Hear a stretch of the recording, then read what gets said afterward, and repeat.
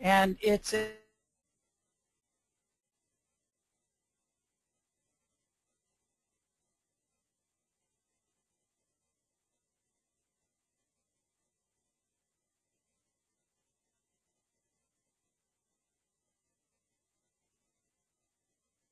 more personal.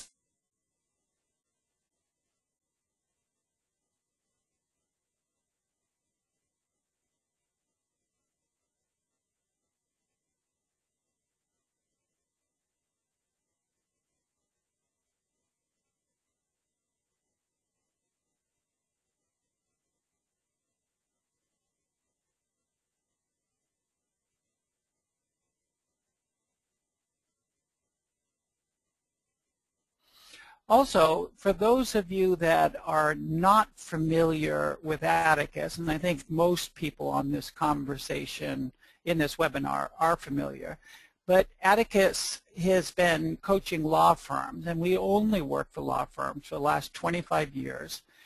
Primarily, we work with solo small firms. We have worked with many large firms, but we tend to focus on solo and small firms and their issues. And what we work on is how do we dramatically increase the income we're getting, decrease the stress, take better care of our clients, and have a competitive advantage in the marketplace. And if any of you want more information on Atticus, or you're interested in what other attorneys or the media is saying about Atticus, you can go to the website. And the website is www.atticus, A-T-T-I-C-U-S, online, atticusonline, one word, .com. Okay, let's jump into it. And I want to start with a couple of questions. And one of them is, why do you think that most law firms, and most are, struggling? Why do you think they're struggling? Why 20% are thriving in the marketplace? Do you think it's that they're smarter than everyone else, or they're better attorneys than everyone else? And from my experience, the answer is no. But it is possible that they know something that others don't know to be able to thrive in the marketplace. And the other question, and we're going to address these questions on this webinar, to be very successful in this profession, do I have to trade balance in my life for more income? Is it a trade-off? And if not, why? And we'll talk about this on the webinar. And if I don't have to trade balance, how do I get a competitive advantage? How do I get more personal freedom? How do I increase my income or decrease my stress, and at the same time take better care of my clients? And how do I do all of this without compromising the balance in my life? So during the webinar, we should be able to answer all of these questions. And at the heart of this, at the heart of why, to answer the first part of the agenda, why we need to change, is that the legal marketplace, everything around you has changed, and it's changed dramatically. And it's the primary reason we're going to have to up our game. So if you take out a pen and paper, I want to talk to you a little bit about the trends that we've seen happen in the legal profession. Some of these you may know. But in 1968, we had roughly 168,000 licensed lawyers in this country. By 1980, that number had jumped up to 680,000. By the year 2000, we crossed 1 million. And that number should be not 2012, but 2014, we're at 1.3 million licensed attorneys in this country.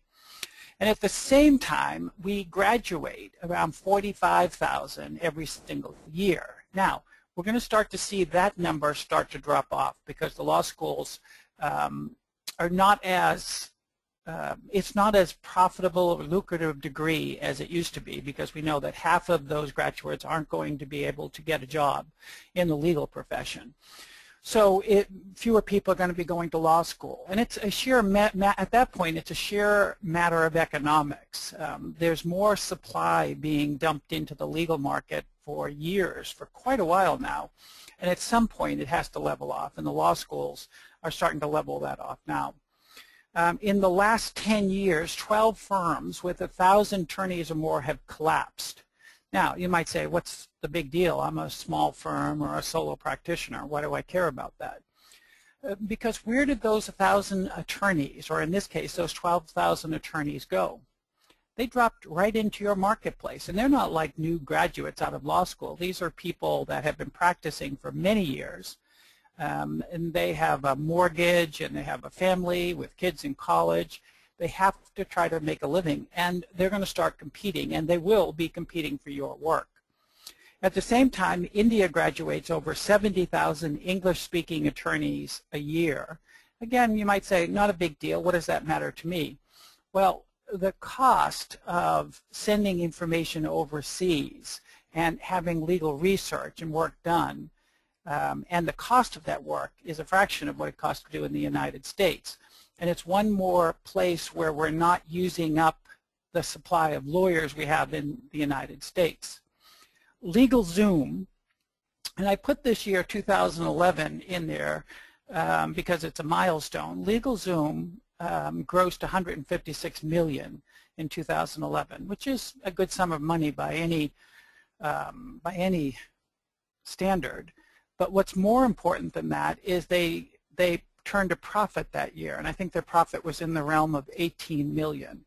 And what that told LegalZoom is they're going in the right direction. What they're doing is working, and we should do more of it. And there's lots of attorneys on this call who would say, well, again, that doesn't matter to me because LegalZoom is taking the low end. There's nothing that impacts me with the work they're trying to take out of the marketplace. But it does impact us, because not only are they taking work out of the marketplace, that's less demand that other attorneys can't fill and will come after your business. And at the same time, LegalZoom has got the message what they're doing is working, and they can up the ante. They can start playing for a bigger game. Google Ventures invested $18 million in a company called Rocket Lawyer. There's a divorce firm out of Canada that called Fairway Divorce, which is competing against lawyers and saying you don't need a lawyer in this, or lawyers are the big problem in this, and they're making good headway.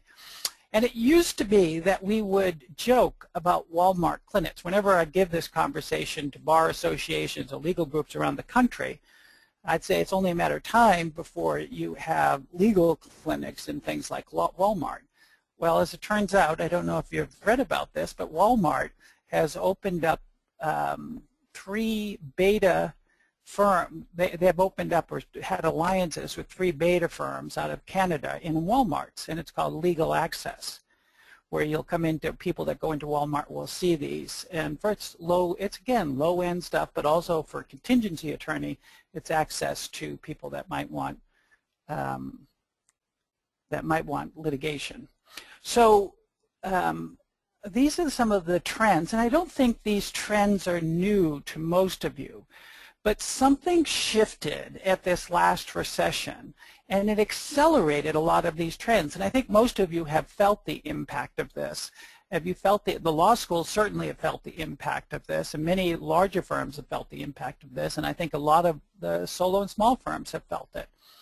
And what's happened is the competitive forces, the technological advancements that you've seen in these last 10, 15 years, the economic pressures, the unauthorized practice of law or legislative tort or tax reform, as well as changing client demands, has and will continue to commoditize law firm fees and services. And they're going to do it at historical levels in the coming years. You're going to see lots more pressure on it. And the big predictions that I would make out of this is that, and this isn't a hard prediction because it's pretty accurate even today, is that 80% of attorneys' incomes will stagnate or drop in the coming years. 80% of the market.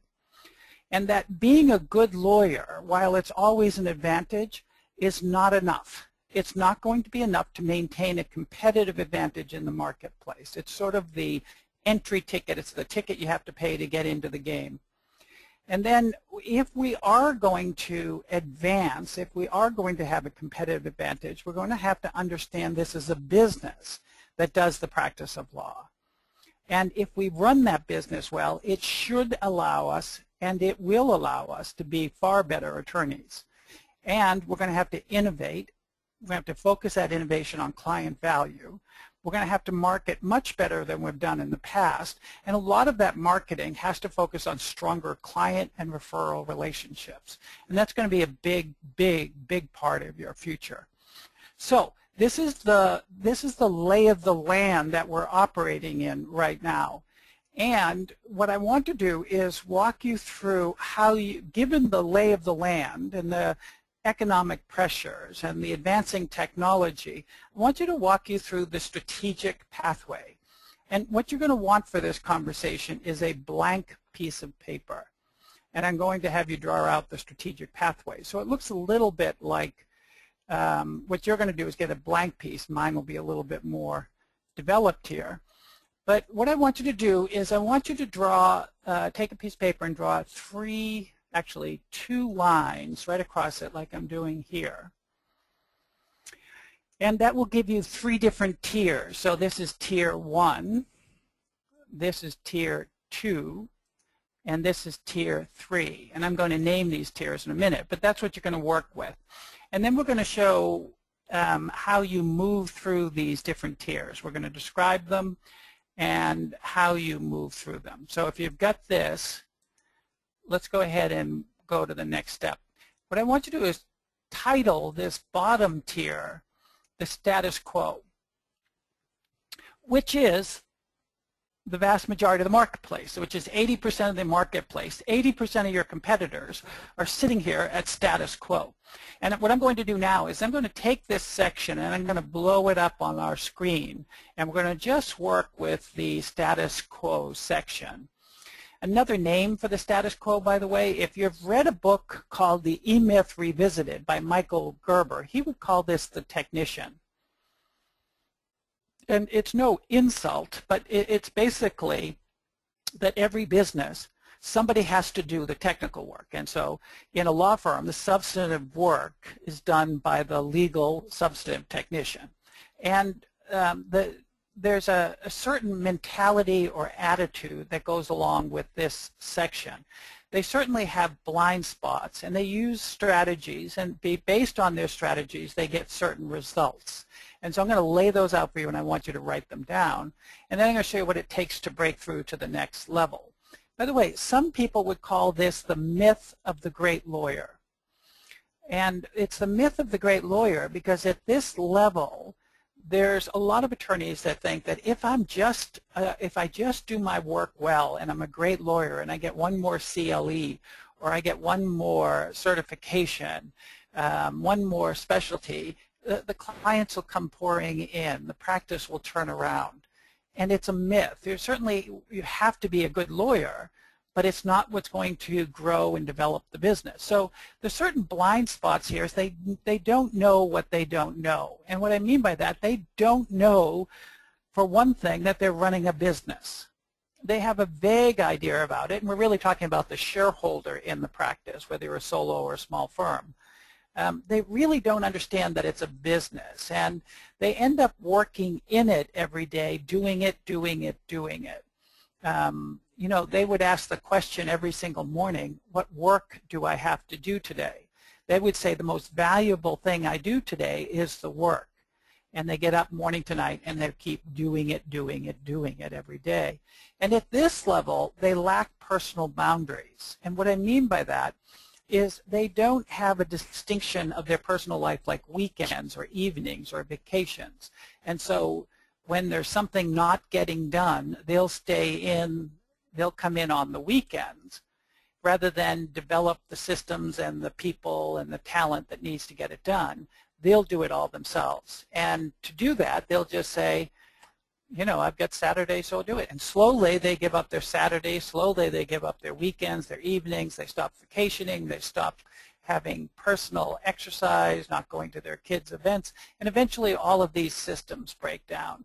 And they don't have a lot of strategies at this level. The technician does not have a lot of strategies. Their idea is if I work harder and I become a better lawyer, things are going to work out. But interesting, at this level, they have what we call a heroic style of leadership. So we are talking about the shareholder. And they have a heroic style of leadership. And what we mean by that is that everything is sort of geared around them. That the work really can't get done because they need to be involved in everything. That if this was a journey, if the law firm was a journey, they would be the hero in the story. Everything is dependent on them. The staff is revolving around them. The clients are keyed into them. Everything is on their shoulders, and it's a very heroic style of leadership. And what we see, and remember, this is 80% of the marketplace. This is the vast majority of your competitors. The results they're getting by following these strategies is stagnant falling incomes, long hours, no weekends, very little time off, high stress, days filled with interruptions. They're very vulnerable to market forces. So when something shifts in the marketplace, they're at the effect of it. They're not out in front of it. And they really don't have a practice. It has them. So some of you may know what I'm talking about when you look at these results. They have a lot of stress, turnover in the firm. The staff some of them are good, some of them not. They don't have a lot of systems. But this, again, is the vast majority of competitors. The breakthrough here in how I start to move to the next level is I've got to make a critical decision. And I've said it a couple of times, but let me be clear about it. You might write this down. The critical decision is that this is a business. And if I run this business well, it will take care of my clients better. It will get me more revenue. It'll get me more income. And so the difference, and this is an interesting difference. Remember what I said, the technician is asking every morning. So they come in and they ask, what work do I have to do? And they'll say the work is the most important thing that I do here. When I decide that this is a business and that I am also a business owner, that I own the business as well as do some of the technical work, I ask very different questions. So from this next level, I start to work on the business and I ask questions like, how must this business work today in order to take better care of my clients? How must this business work today so that I can go home on time? How must this business work today so that I can get a vacation? How must this business work today so I can take out the money that is due me? Very, very important decision. And why the technician would say the work is the most important thing we would do. The owner says, no, it's the work of the business to produce value for the client. I'll say that again. It's the work of the business to produce value for the business. You know, the Gerber, who I mentioned earlier, would say that the technician makes a fatal assumption, and it goes like this. If I understand the law, I must understand the business that does the practice of law. And it's a fatal assumption because the business that's supposed to free you and give you that personal freedom and the income and the care that you want for your client starts to enslave you, starts to trap you little by little by little. I can't get my work done, so I stay weekends. I can't get it done in the evening, so I stay evenings. I can't get it done on Saturday, so I start to come in Sundays. Little by little by little.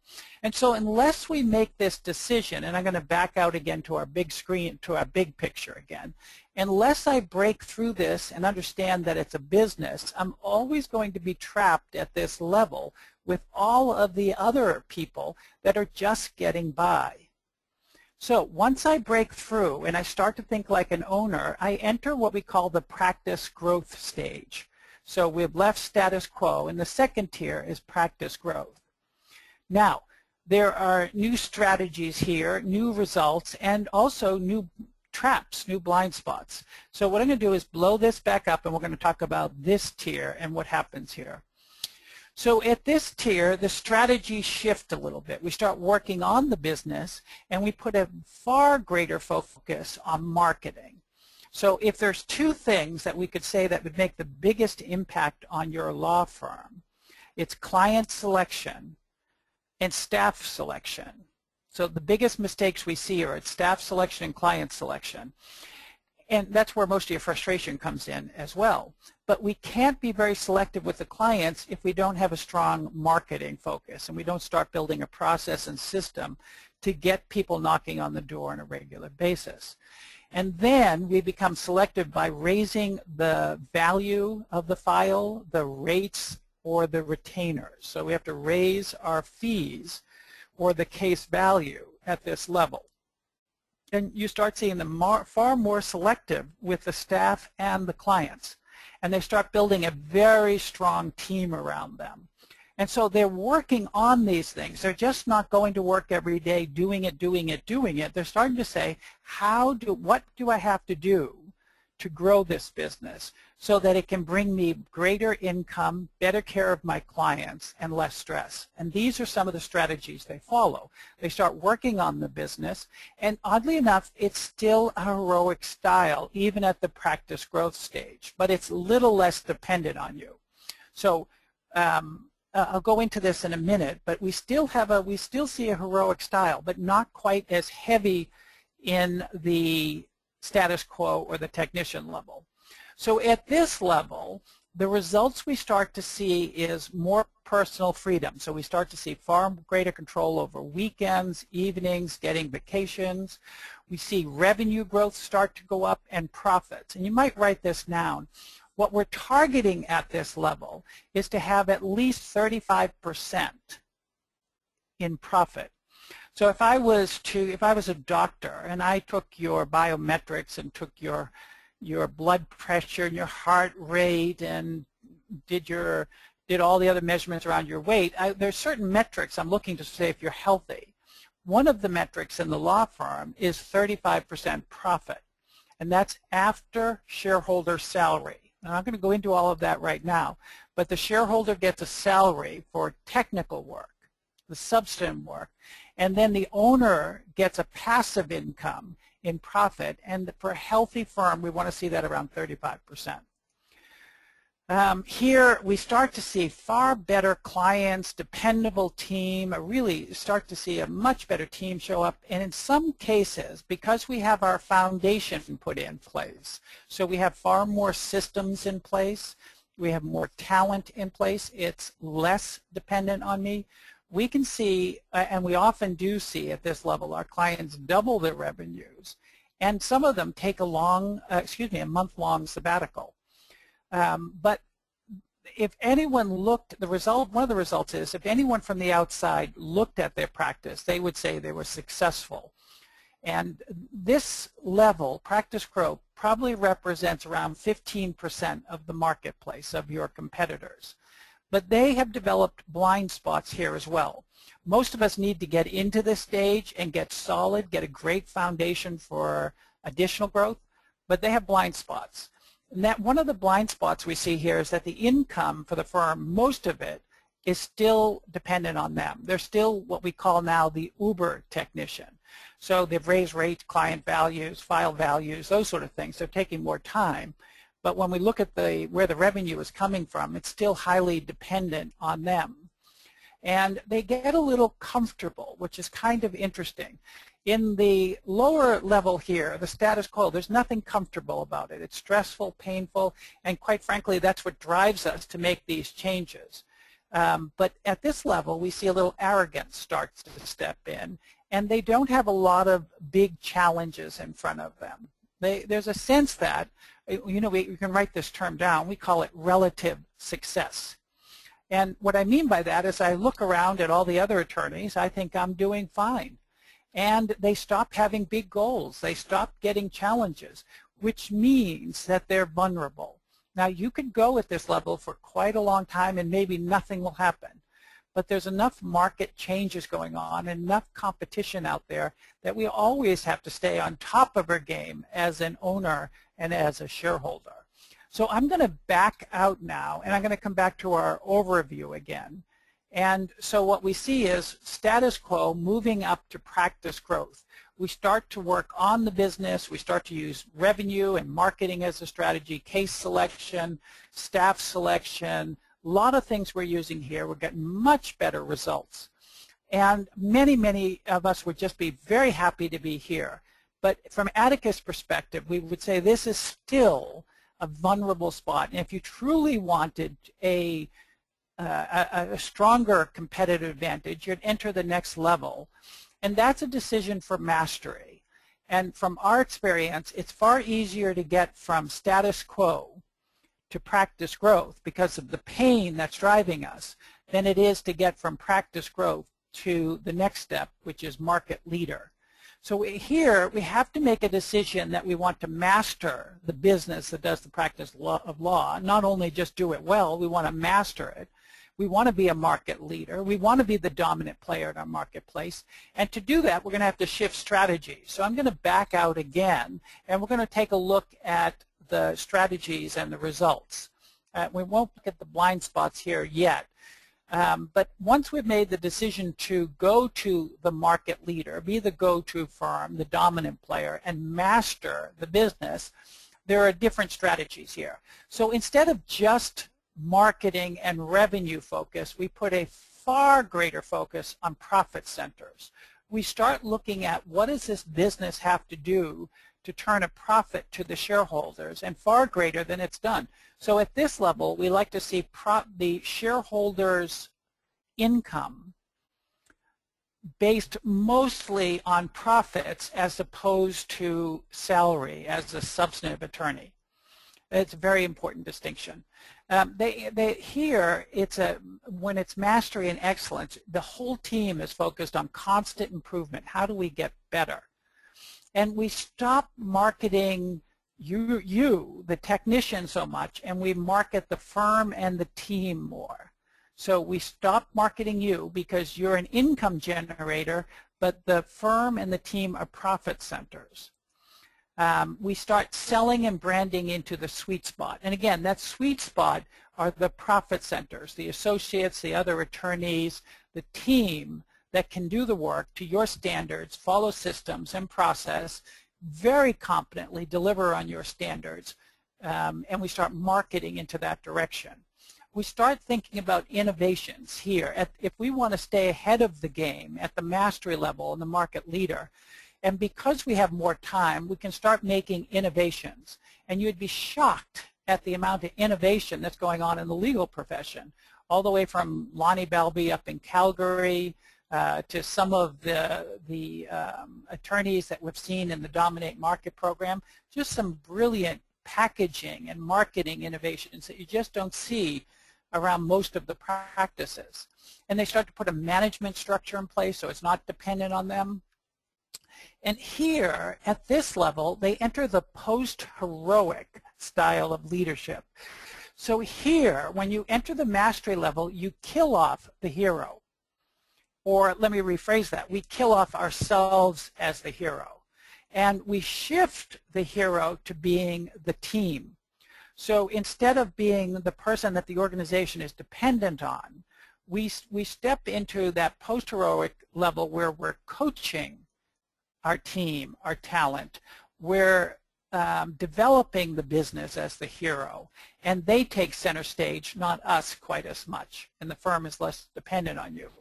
So here you start to get recognized as the go-to firm, market leader, far more passive income, which is dividends and profit over wage and salary.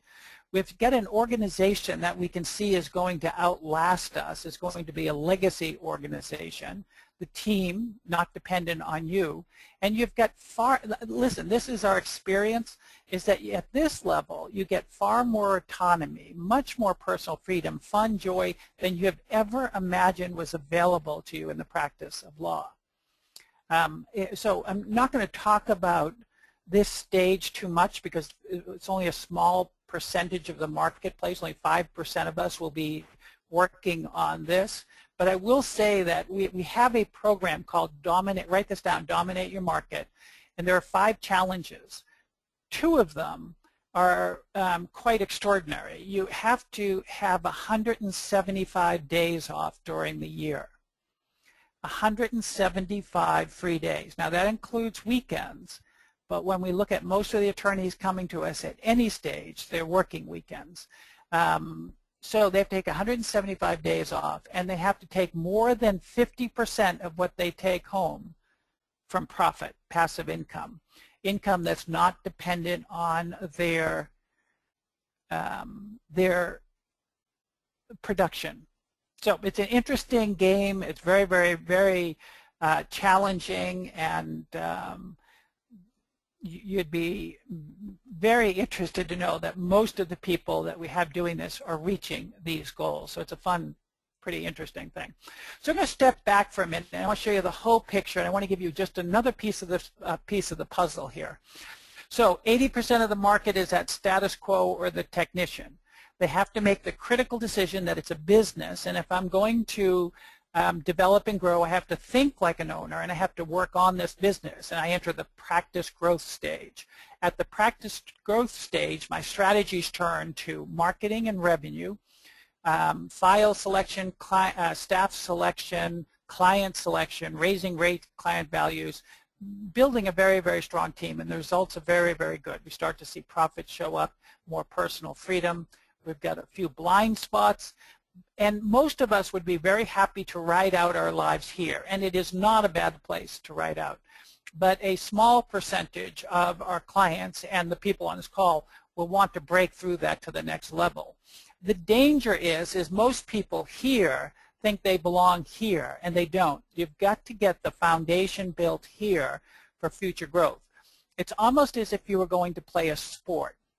And you can't go from the beginning the sport or really just having a novice at the sport to mastery. You've got to get the foundation together. And that's what happens at practice growth. Now, there is a couple of other things that we notice that happens on the pathway, and one of them is gravitational pull. And you can put this at the bottom. But what we see is, and let me talk about this for a minute, what we see is this thing called porpoising. So we have some people, and many of you that are even Atticus clients that have done programs in the past, that what we do is we jump up into practice growth, and then we get pulled back down, either by staff or clients or issues, and then we pop back up. And we can do this for years, and it's called porpoising.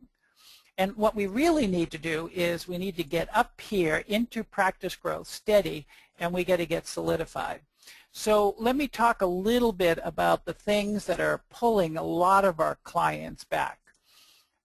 One of them is you. And what I mean by that is the way you think, the way that you've approached the practice. Often you haven't made up your mind that this is a business and I've got to make it to the next level, and we get in our own way. So we have to be up for the game. The other thing that happens is your team. Sometimes you haven't developed a team that will help you into the practice growth stage and keep you solidified there. So often there's work to be done on your team. Also your goals and your team's goals.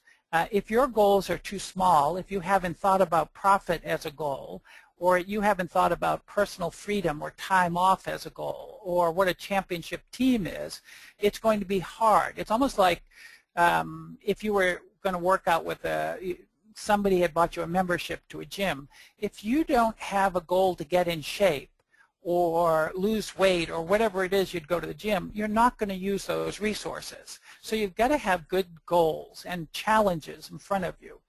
Other thing that will draw you back is your old habits. This is the way I've always done the practice of law. This is the way I've always handled my day and my calendar. This is the way I've always marketed. And sometimes we see people pull back because they get up here and they haven't developed the skills, like skills for hiring people and keeping them on, or skills for managing cash flow, or skills for the basic skills for marketing or time management. And the other component sometimes is technology, that we haven't adapted and we haven't introduced the right technology for practice management that allows our systems to come into place. So a lot of these things will keep pulling us back if we don't handle them. So the chief way not to get stuck in these is that there are strategies for change, whether you're working out in your personal life or anything in your life that you want to change. There are some key strategies. And there's 3 of them. And you'll see this up in the top left-hand corner, or on a piece of paper, write down the 3 key strategies for change, and I'm going to give them to you. Take a minute to do that. 3 key strategies for change. And here they are. Maybe they're here. Where are they? Now, let's come back. I'm going to come back, and I'm not sure why that is doing that. We should have a clear picture there. There we go. So the 3 strategies for change. First is I have to have a compelling goal or reason. Now, out of the status quo in the technician, pain is often the status quo. I don't have any personal freedom. I don't have enough money. I don't have enough good clients. My staff is a pain or a problem, or whatever it is. Pain is often the driving force. But we've got to have something that compels us, a really big reason, like I want a 30% increase in my gross revenues. I need to take home 50% more than I'm taking home now. I want to reclaim my weekends, and I want to take a 2-week vacation. Those could be compelling goals or reasons. Then I have to have accountability and follow-up. I don't care what it is you're doing in your life, that if you want to excel, there's got to be accountability. Otherwise, we just fall back into inertia. So we have these great big goals, and we might even know how to do it. But unless someone is holding us accountable, and most of us will find that inertia will take over and hold us back. And the third thing is we need a coaching structure. We need some guidance and direction, because if we already knew how to do this, we would have done it. And most of us don't. There are certainly some of these things we know how to do, and some of these things we can move forward. But when you put it all together, we need some guidance. Again, whether you're going to the gym, it's a personal trainer, or you're going to break 80 or 75 in golf, you need some structure usually to get you there. So those are the 3 strategies that you'll need for change: compelling reason, accountability and follow-up, and then some coaching structure that gives you direction and guidance. So, Susan, I'm going to stop for just 1 second and see if there are any questions about the strategic pathway, and then I'll talk about the practice growth program. I see that, Susan, I see that Tina has her hand raised. So you might see if you can do something there, or just see if there's a question that someone's writing out. No, we don't have any typed questions. I can unmute Tina and see if she's got a question for us. Okay, we can give that a try. Okay. Tina just lowered her hand. Yes. So if you have a question about the strategic pathway, one of the things you might want to do is just write it out into the question bar, and Susan will address it, will read it out for us. Okay. How do you make the mastery decision when you have multiple partners? Well, it's a good question. As long as my foundation is in place, first off, I've got to make sure that the foundation is in place, and I think I can go back to the, let me see if I can go back to the strategic pathway. I have to go back just a bit here. So how do I get here if I don't have my partners along? It's very, very difficult to do it. The place I recommend is getting your partners aligned on the goals. Often you have to do a firm, and I'm not talking about a big strategic planning session, but we have to have a strategic planning retreat, and we have to understand at that retreat we have to talk about where is it we want to, what is it we want to do. As shareholders, do we want to take out more profit? Do we want to be the market leader? Do we want to get more time? How do we do that? And if they're not aligned on it there, the terrible thing is that sometimes it's not the right partnership. And sometimes it is. We just got to make some movement on our own and take some free time and get control of our practice, and they start coming over and seeing it our way. So sometimes if you do it by example, they can follow. Other questions, Susan? Yes, we do have a couple more. How do you do this when you're a solo? Well, if you're a solo, and when you say solo, I'm going to assume you're a solo with no staff. You're in the status quo technician mode at that level. The only way to break through in this is that you do have to build a team around you. And the only reason we hire people is to free you up to do your highest and best work, or free someone else up to do their highest and best work, and as a profit center, or to free up a profit center. So if I'm a solo, the first thing I have to do is I have to hire a key assistant, a secretary, or a legal secretary or paralegal that can start addressing some of the questions and issues that I'm not answering phones and dealing with it at that level. So the only way to do it as a solo is you have to hire the talent, whether it's another attorney, a paralegal, or clerical person, to start freeing you up to do your highest and best work. Listen, and one of the things you have to know is Atticus is not a big fan of doing a knee-jerk reaction around hiring people. As a matter of fact, our first observation is usually choking the pipeline. And we mean by that is raising rates or client or file values first, as long as we've got business coming in the door. And if you don't, then it's a question of marketing. I'm sorry, go ahead, Susan. I'll take one more, and then I'm going to go back, and then we'll take more after that. Okay. You mentioned a profit goal of 35% after shareholder salaries. How do you define this? It's a great question. Shareholder salary is usually, now, how you take distributions and income out of the business is going to be between you and your CPA. But this is usually, we calculate this on an Excel spreadsheet for the most part. And some of our clients actually put this into their P&L. But whatever it would take to replace you as a shareholder, now, if you're the shareholder, whatever it would take you to replace you as a substantive attorney in the business is your salary.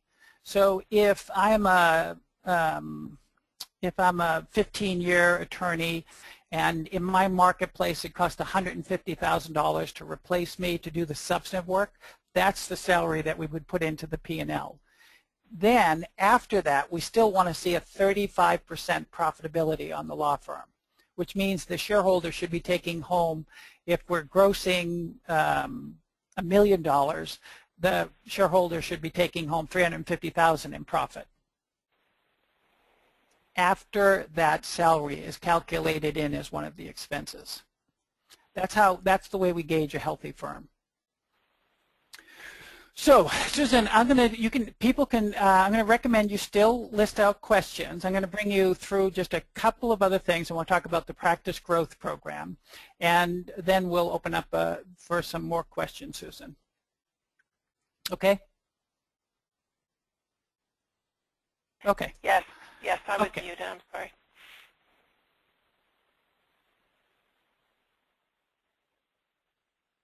Still checking it.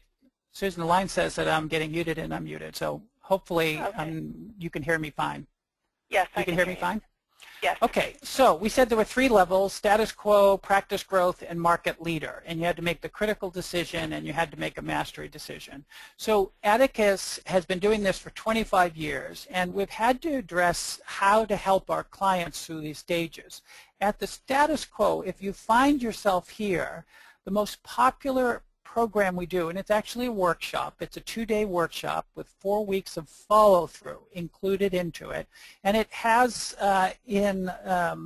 depending on the state, it has anywhere from 17 to 19 CLEs, depending on the state. But it's called the Atticus Practice Builder. It's a 2-day workshop, and it's really designed to take someone at the status quo figuratively, and I mean this in a nice way, punch them in the nose, wake them up as a shareholder, and give them the keys to the kingdom. Here are the systems that you need to build: staffing, time management, marketing, cash flow. And we walk through those, and then we stay with you for 4 weeks. If you've got a good sense of that, and you understand that it is a business, and you've got understand some of the basics, the place to be is the Practice Growth Program, which is an ongoing coaching program designed to implement and facilitate the systems and the standards and get you some specific goals, and I'll talk about those in a moment. And then the third program that people are entering the mastery level is the Dominate Your Market program. And most of us shouldn't even be looking here right now. The vast majority of us should be looking at practice growth, quite honestly.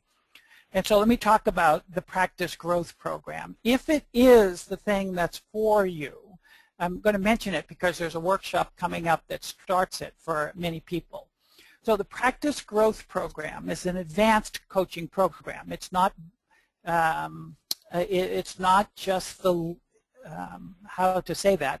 It's really designed to give you the systems, get the talent and the systems in place so that you can significantly increase your income, dramatically decrease your stress, and ensure that you implement the foundational systems. And it really gives you everything you need to have a competitive advantages. Write these down. There are 5 challenges that you are confronted with in the Practice Growth Program. And these are goals or challenges that you have to achieve in the program. One is that in a 12-month period, we want you to increase your gross revenues by 30%. Interesting thing about that is it's not a one-time goal. You should be able to continually increase your gross revenues for quite a while. We also, while you're increasing revenues, the challenge is you have to decrease your time in the practice by a minimum of 25%. So that means we're reclaiming weekends for most of you.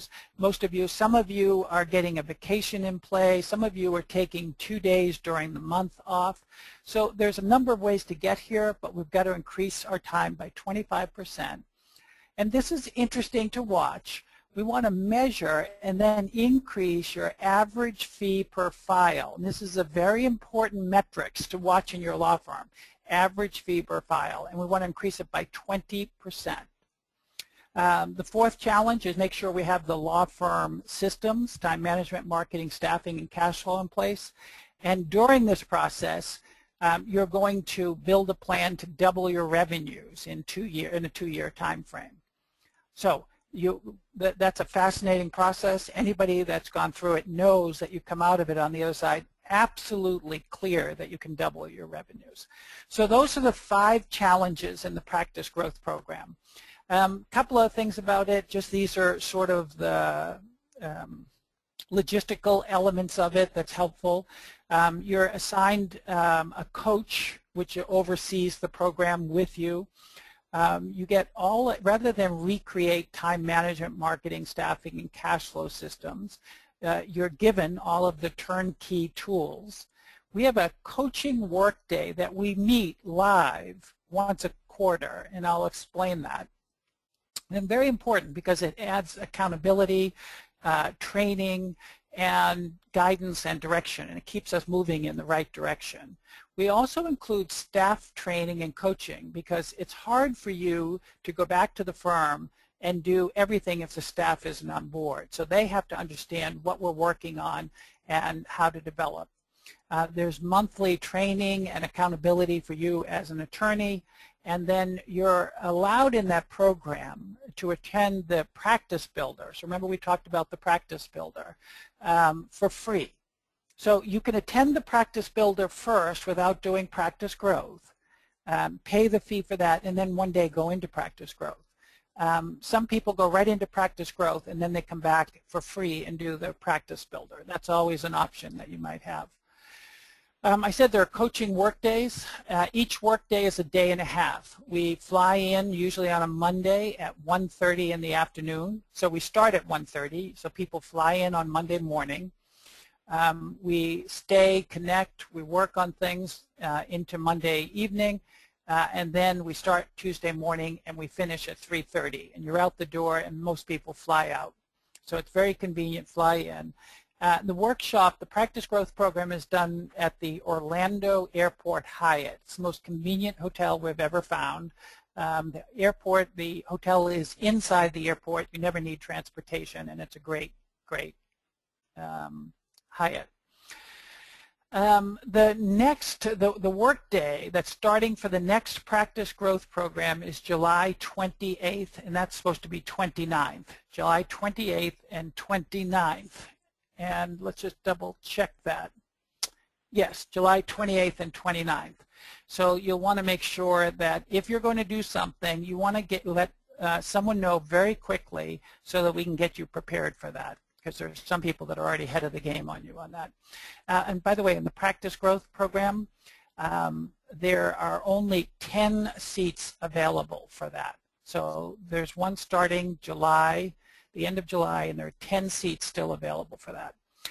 To know if it's right for you, you should have at the very minimum $100,000 in personal income, and that's the bare minimum. You should have at least one full-time staff person. Be coachable, and we call this the eliminating the jerk factor. You've got to be able to play well with other people, so the other people in the program become very important to the coaching process for you. The investment in the Practice Growth Program, and I'll tell you what it is for the Practice Builder, but the Practice Growth Program is a $3,000 startup fee. That's a one-time per firm fee. So if there's 3 attorneys or 2 attorneys, it's only one startup fee. And then it's $795 per month for the first attorney, $545 for the second attorney. You can, in this program, bring a key assistant, your office manager or key assistant, which we recommend. It's $245 a month to bring them. If you pay for a program in advance, a year in advance, there's a $1,000 discount. So that's the investment for the program. That's how the basics of the program. There's plenty of information online on how to get it to work. I'd give you my 10 reasons to participate. Once you sign up for a program like this, everything starts to change right away. You start to think and act like a business owner. You stop tolerating and putting up with things that you put up. You stop putting up with staff issues, client issues, collections issues, a lot of things you start shifting right away. You start to gain a competitive advantage because you start producing breakthroughs. You start working on things right away that others, your competitors, aren't. You'll see quantum leaps in your practice because the coaching, we've been doing this for a long time, and in other areas of your life you see that it works. You'll have accessibility to some of the best coaches. Listen, the coaches in Atticus and these programs are phenomenal. You'll have new innovations, ways of thinking about the practice, a plan to double your revenue. The return on your investment is crazy. It's 10 times what you're going to invest in the program, not counting free time. You'll be surrounded by other great attorneys that will help drive you. We see a lot of referrals start to take place between the attorneys that attend the Practice Growth Program. Your team will shift. You're going to take your team to a whole other level. And then there's the guarantee. If you decide that you're going to do this, and after the first workshop, it isn't what you expected, we'll refund your upfront fee, the $3,000 upfront fee. So I'm going through that a little time, but whether you do it or not, it's up to you. The 2 things that most people are going to look at is the Practice Builder, which is $1,495 to do, or the Practice Growth Program. And the Practice Growth Program is basically $3,000 up front and $795 a month, which has and includes the cost of the Practice Builder. So if you want to reserve a seat, a couple of things you can do. You can go to the Atticus website, Atticus Online, and you can download a registration form for Practice Growth or Practice Builder. You could call Atticus. The number's on the screen, but it's 352-383-0490. Or you could email Denise at Atticus Online. Denise is great. She's the client service representative. She can help you get all your questions answered. If you need an FAQ on the program, she should be able to help you with that as well. So Susan, I don't know how much time we have, but if there's a question, I can address a question or 2 very quickly. Okay, we do have one question here, Mark.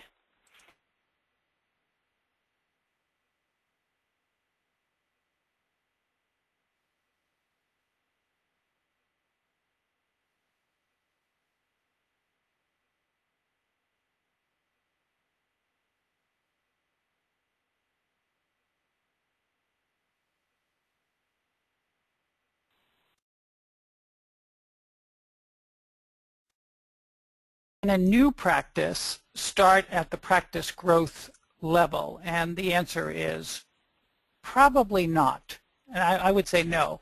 You really want to start first with the practice builder if you're a new practice.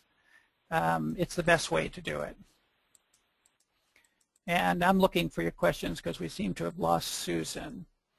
Is the practice growth program monthly, meeting in Orlando over the course of a year? Yes, it meets 4 times a year. Some people continue way beyond that, or they graduate into another program. But it meets quarterly, live, and then there's accountability month to month. So Susan, as I see it, we're coming up on the close, and I don't see another question behind these. And so if you have a question, or you think one of these programs is something that's right for you, please make sure that you either call the office or email Denise, or just go online and you can get the registration form. So with that, we're going to go ahead and close. I thank you all for your time, and I hope that you have a great practice. Bye, everyone. Good luck.